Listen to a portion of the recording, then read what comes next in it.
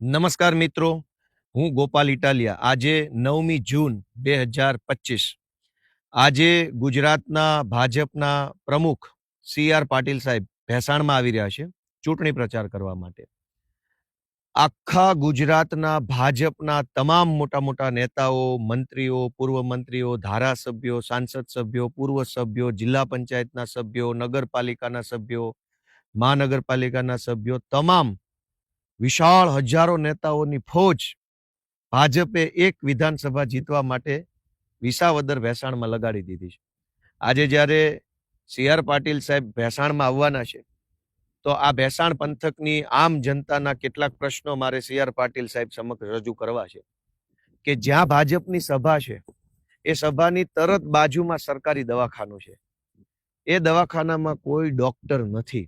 તો મારી પાટીલ સાહેબને એક વિનંતી છે કે જ્યારે તમે એવા ભાષણ કરો છો કે સરકાર અમારી છે અને સરકારનો ધારાસભ્ય હશે તો કામ થશે, આવી વાત કરો છો તો 40 વર્ષથી સરકાર ભાજપની છે છતાંય ભેસાણના દવાખાનામાં ડોક્ટર કેમ નથી?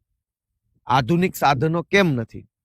ભેસાણની જ સરકારી કોલેજની અંદર એક લંપટ પ્રોફેસરે અનેક દીકરીઓને બીભત્સ મેસેજ કર્યા અને દીકરીઓ પાસે શારીરિક માંગણી કરી અને એવી ધમકી આપી ભેસાણ સરકારી કોલેજના પ્રોફેસરે કે જો છોકરીઓ એમની મરજી પ્રમાણે કામ નહીં કરે પ્રોફેસરની તો એને પરીક્ષામાં ઓછા માર્ક્સ આપીને નપાસ કરશે. આ લંપટ પ્રોફેસર વિરુદ્ધ ભેસાણની પોલીસે FIR નથી કરી અને એ લંપટ પ્રોફેસરને માત્ર સસ્પેન્ડ કરીને જતો કરી દીધો છે. તો CR પાટીલને પ્રશ્ન પૂછવાનો કે ભેસાણમાં ભાજપના ઉમેદવાર માટે મત માંગવા આવ્યા છો પણ બેનો દીકરીઓ પાછે અભદ્ર માંગણી કરતા, એ પણ શિક્ષણના ધામમાં અભદ્ર માંગણી કરતા લંપટોને કેમ જેલમાં નથી પૂરતા તમે લોકો?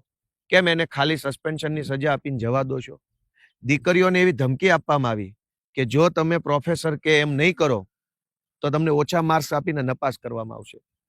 આટલી હદે સરકારમાં બેઠેલા માણસો જો લંપટ બન્યા હોય તો CR પાટીલે આજે પોતાની સભામાં આ વાતનો ખુલાસો કરવો જોઈએ કે સરકારી કોલેજના પ્રોફેસર વિરુદ્ધ ક્યારે પગલાં લેશે. ભેસાણ એક વિકસતો તાલુકો છે. ભેસાણને GIDC ની ઘણી જરૂર છે. ભેસાણની અંદર એગ્રીકલ્ચરલ જે કાંઈ પણ મશીનરીની જરૂર પડે છે એનું ઘણું મોટું ઉત્પાદન છે. ઓયણીનું ઉત્પાદન હોય, ટ્રેક્ટરના ડાલાનું ઉત્પાદન હોય કે જે કાંઈ બધું મેન્યુફેક્ચરિંગ ઘણું થાય છે. આ સિવાય સિમેન્ટના પાઇપનું ઉત્પાદન, બ્લોક્સનું ઉત્પાદન, ઘણી બધી એવી વસ્તુઓ છે જેનું પ્રોડક્શન ભેસાણમાં થઈ રહ્યું છે. ભેસાણના અનેક વેપારીઓ ઈચ્છે છે કે ભેસાણમાં એક GIDC જો બનાવવામાં આવે તો ભેસાણના વેપારીઓને ખૂબ ફાયદો થાય એવું. તો CR પાટીલ સાહેબને મારે જણાવવાનું કે ચૂંટણી જીતવા માટે, મત લેવા માટે આવ્યા છો અને મત લેવા માટે તમે જ્યારે એવી જાહેરાત કરો છો કે સરકાર અમારી છે તો તમારી સરકાર GIDC ક્યારે બનાવશે? ભેસાણ દોસ્તો, જેતપુરથી વડિયાવાળો જે હાઈવે હતો એ હાઈવેને આખી એનું એલાઇનમેન્ટ બદલી, જે ચૂડા, બરવાળા, ગળથ એ વિસ્તારમાં થઈને જે હાઈવે નીકળતો હતો, આ પંથકના ખેડૂતોને હાઈવેનો લાભ મળવાનો હતો. આ હાઈવેની ડિઝાઇન બદલીને, નકશો બદલીને આ હાઈવે વડિયા તરફ ખેંચી જવામાં આવ્યો. આ પંથકના લોકોને નુકસાન થયું. એ હાઈવે ઉપર પવિત્ર યાત્રાધામ પરબ આવતું હતું. ભેસાણને પણ એનો લાભ મળે હાઈવે કનેક્ટિવિટીનો. પણ ભાજપના જ માણસોએ ડિઝાઇન બદલીને પોતાના મળતિયાઓની જમીનમાં સંપાદન થાય, કરોડો રૂપિયાનો ફાયદો થાય એ માટે થઈ જે હાઈવે સારી રીતે બનવાનો હતો એની ડિઝાઇન બદલી નાખી. પાટીલ સાહેબને વિનંતી છે કે તમે જ્યારે એવો દાવો કરો છો કે સરકાર અમારી છે તો કામ અમે કરશું, પણ તમારા જ માણસોએ ભેસાણને અન્યાય કર્યો અને હાઈવે વડિયા તરફ જવા દીધો, તો શું કહેશો? આ ભેસાણ પંથકની અંદર સરકારી શાળાઓમાં, અનેક શાળાઓમાં શિક્ષકો નથી. આ શાળાઓમાં ગરીબ પરિવારોના બાળકો ભણે છે. અમીરોના છોકરા તો યુનિવર્સિટીઓમાં ભણતા હશે, પણ ભેસાણ પંથકના અનેક ગામડામાં જે ગરીબ વર્ગ રહે છે, મજૂર વર્ગ રહે છે, એમના બાળકો સરકારી શાળામાં ભણે છે. સરકારી શાળામાં કોઈ સુવિધા નથી. અનેક શાળાઓમાં શિક્ષકો નથી, પુસ્તકો નથી, કોમ્પ્યુટરો નથી. તો પાટીલ સાહેબને પૂછવાનું કે તમે મત તો માગો છો અને એમ કહી રહ્યા છો કે સરકાર અમારી છે માટે અમે કામ કરશું, પણ 40 વર્ષથી સરકાર પણ ભાજપની છે તો શાળામાં શિક્ષક કેમ નથી? ભેસાણ પંથકના અનેક ગામડામાં ગરીબ માણસોને રહેવા માટે મકાન નથી અને મકાન બનાવવા માટે 100 વારીઓ પ્લોટ પણ નથી. ગામડાના ગરીબ માણસો હાથ જોડી જોડીને, આજીજી કરી કરીને વિનંતી કરે છે સરકારને, ભાજપને, કે 100 વારીઓ પ્લોટ ફાળવવામાં આવે, પણ સરકારી તંત્ર તરફથી કોઈ જવાબ આપવામાં આવતો નથી. તો હજારો લોકોને 100 વારિયા પ્લોટની જરૂર છે. કેટલાક વ્યક્તિઓ જે છે ગરીબ પરિવારના, એને આવાસ યોજનાનો લાભ મળે એની જરૂર છે. પણ ભાજપની સરકાર તરફથી ગરીબોને કોઈ લાભ આપવામાં આવતો નથી. તો પાટીલ સાહેબ આજે ભેસાણની સભામાં એ વાતનો ઉલ્લેખ કરે કે ભાજપની સરકાર 100 વારિયા પ્લોટ ક્યારે આપશે, આવાસ યોજનાનો લાભ ગરીબોને ક્યારે આપશે.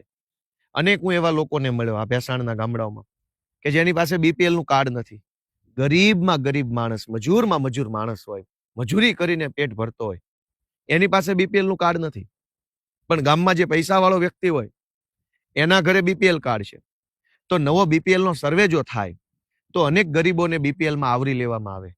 અનેક નામો તો કાર્ડમાંથી રદ કરી દેવામાં આવ્યા છે. જેના બીપીએલમાં કાર્ડમાં નામ હતા એના અનેક અનેક કૂપન રદ કરી દેવામાં આવ્યા છે.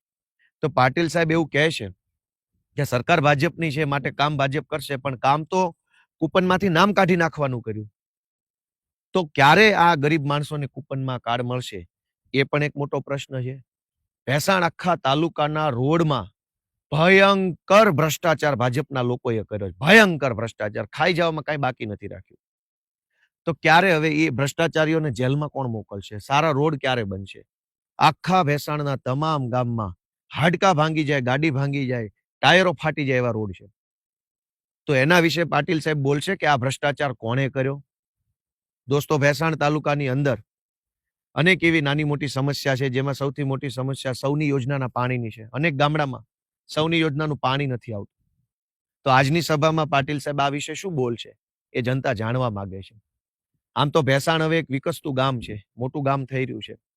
ભેસાણની અંદર સારું કહી શકાય એવું ફાયર સ્ટેશન જ નથી. કેવડી મોટી બજાર છે, ઓફિસો છે, દુકાનો છે, મામલતદાર ઓફિસ છે, અદાલત છે, બધું જ છે. પણ સારું કહી શકાય અતિ આધુનિક સાધનો હોય, ફાયર ફાઈટરો હોય, તમામ પ્રકારની સિસ્ટમ હોય એવું ફાયર સ્ટેશન જ ભેસાણમાં નથી. તો શું ભેસાણમાં ક્યારેય ન કરે ભગવાનને આગ લાગે તો શું કરવાનું? ભેસાણ મોટું ગામ છે, હાઈરાઇઝ કોમ્પ્લેક્સો છે, કેટલા બધા લોકો રહે છે, કોલેજો છે, ઘણું છે. પણ ભેસાણમાં ફાયર સ્ટેશન જ નથી. તો ભાજપની તો 40 વર્ષથી સરકાર છે, કેમ ફાયર સ્ટેશન ન બન્યું? દવાખાનામાં ડોક્ટર કેમ નથી? સરકારી ડેપોમાં પૂરતી બસો કેમ? ભેસાણ એટલું મોટું સેન્ટર છે કે ભેસાણનો વ્યવહાર અમદાવાદ અને સુરત સાથે બહુ મોટા પાયે છે. પણ ભાજપની 40 વર્ષની સરકારના રાજમાં ભેસાણથી ડાયરેક્ટ અમદાવાદ, ભેસાણથી ડાયરેક્ટ સુરતની એક પણ સરકારી બસ નથી આવતી.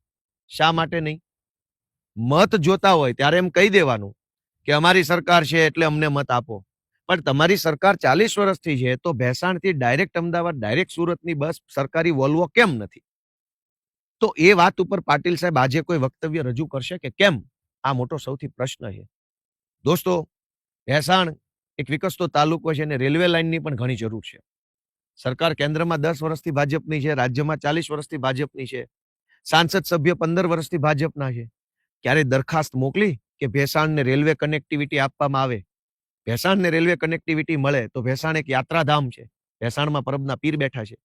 હજારો લાખો લોકો જો ટ્રેન કનેક્ટિવિટી હોય તો યાત્રામાં આવી શકે, પર્યટન સ્થળ તરીકે વિકસે, સ્થાનિકોને એની રોજગારી મળે.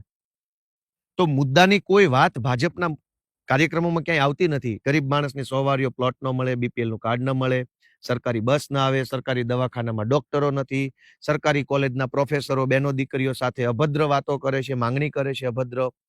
આ બધા પ્રશ્નો ઉપર આજે ભેસાણમાં પાટીલ સાહેબ શું વક્તવ્ય કરે છે એ ભેસાણની જનતા જાણવા માંગે છે. જય જય ગરવી ગુજરાત.